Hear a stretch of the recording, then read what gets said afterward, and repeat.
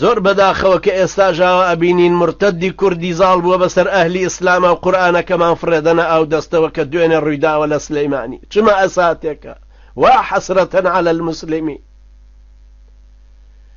بە چ ڕوویەکەوە ڕوو بکەینەوە خوای پەروەردگار و دوایەوەی کە ئەم ڕیوایەتانە ئەجێڕینەوە ئەو ئەهلی ئیسلامەشمان ئاوا زەلیل بوو بێ کە خاوەنی 30-40 چەکدار بووین و ئابە و شێوەیە خەڵکێک چۆکدادا لە چ میلەتێکی تروا قەوماوە.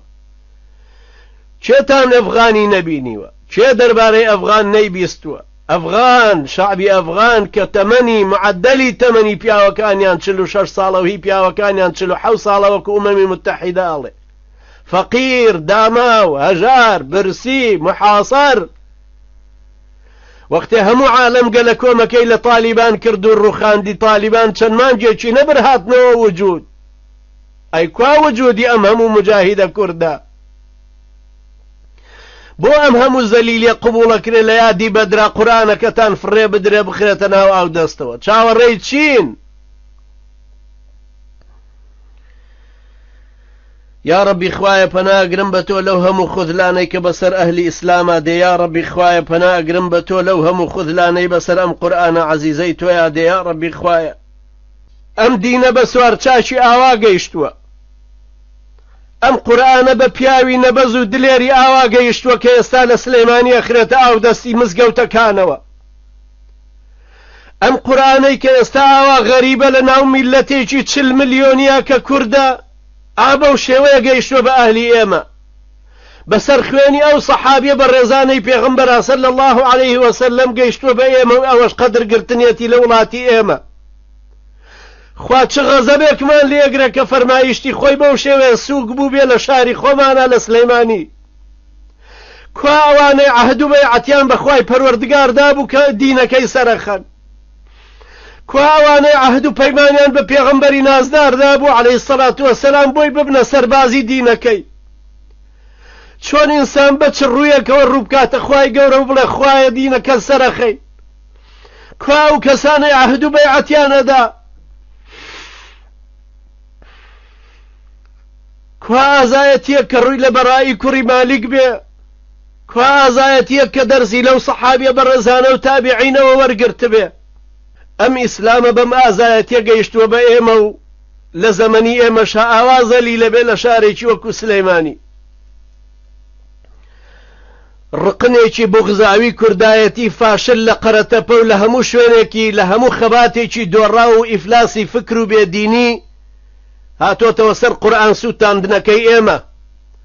اقتیدای بە ڕامسفێلد کردووە دوای فەشەلبوونی لە ئەفغانستان و عێراق قورئانەکەی ئێمە لە گوانتانامۆیا فڕێداتەتەوە لێتەوە. ئەمە چمە ئەساتێکە ئێستا تووشی ئەو گەلە کوردە بووە. خوا چه عقوبەیەکی تریانە خاتە سەر. یا رەبی خوایە لامان دەی لەگەڵ پیاوچاکانە. خوایە ئێمەش نەگری بە گوناحی ئەو خراپەکارانە. خوایە ئەو پیاوچاکانەی لەو کوردەیە ماون خوایە ڕزگاریان کە و ئەوی تری ژێر و ژوورکە. خوایە گرانیەکان لەسەر تونتر کە یا رەبی مادامە و قورئانەیان وا لێ کردووە. بەخوا ئەو عقوبەیەش هەرە خۆن. بەخوا تەوبەی لەسەر نەکەن. لەم ڕەمەزانەیان نەگەڕێن بە شوێنی ئەو تاوانبار و مجریمانەیە. بەخوا قەسەم ئەو عقوبەیەی زۆر بە شێوەیەکی گەورە ئەخۆن. یا رەبی خوایە ئێمە لەو سزایە دوورکەی. خوایە لە ڕق و غەزەبی خۆتمان دوورخەیتەوە. خوایە هەموو غەزەبی خۆت بڕژێنی بەسەر پارتی وێچێتیە و بەسەر ئەو کەسانەی کە هێرشیان کردوتە سەر مزگەوتەکان و قورئانەکانیان خستوتە ناو ئاو دەستەکانەوە. یا رەبی دینێک لەولاوە ئازایەتی و خوێنی سەحابە پیاوچاکانی تابعین و ئەو هەموو جیهادەی لە پێناوا کرابێ. دینێک 70 ساڵی نەبرد ئاڵای تەوحیدەکەی لەسەری ئەندەلوس چەقێنراو لە تاجیکستان و ئۆزبەکستانی ئەمڕۆ گەیشتە حدودی چین. قوتەیبەی کوڕی موسلیمی باهیلی لەسەر مەلیکی چین باجی لەسەر دانابوو کە جزیەی لێ وەرگرێ لەبەرەوەی ناچێتە وڵاتەکەیەوە. ئەمە ئەو دینەیە کە ئەو هەموو سەحابیە بەڕێزانە لە پێناوی ئەوە ئەم هەموو ڕەنجەیان لە پێناویە داوە. ئەبێ ئینسانی مسلمان چۆن ئەم دینە بتوانێ بپارێزێ ئەگەر ئاوا بە بێغیرەتیانە ڕووبکاتە ئەو دینە. ئەوانەی لە ئەهلی بەدرا بوون. ئاخر خوای گەورە لە بەدرا ئەو هەموو مژدەی دابوو بە پێغەمبەری نازدار عەلەیهی سەڵات وەسەلام لەگەڵ ئەوەشا بەردەوام دوعایە کرد و ئەپاڕایەوە مسلمانەکانی تەشجیع کرد بۆ دیفاعکردن لەم ئیسلامە. سەیری خۆمان کەینەوە ژیانمان چەند لەلا شیرینە. 24 سەعاتی ڕۆژێک سەعاتێک دانانەی نەبۆ خواپەرستیت نەبۆ ڕەنجی ئەم دینەت. بە ساڵ بیر لە عمری خۆت بکەرەوە چیت تەرخان کردو بۆ سەرخستنی ئەم دینە لە کاتێکە هەتی و مچەیەکی کالیفۆرنیا کەس نازانێ باوکی چێیە لەو سەرەوە لەگەڵ قواتی احتیلالە هاتووە و لەسەر قورئانەکەی تۆ سەلیب ڕەسمەکە. لەو سەرەوە هاتووە و کوفری عەلمانیەتی کوردی تەشجیعەکە لەسەر قورئان فڕێدان و سووتاندنی و ئیهانەکردنی مقەدەساتی مسلمانان.